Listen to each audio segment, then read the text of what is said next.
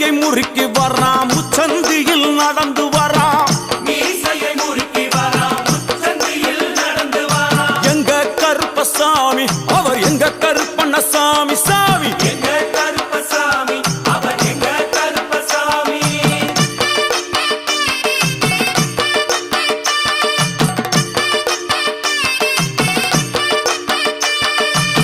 பில்லாளி வீரனுக்கு வீரமணி கண்டருக்கு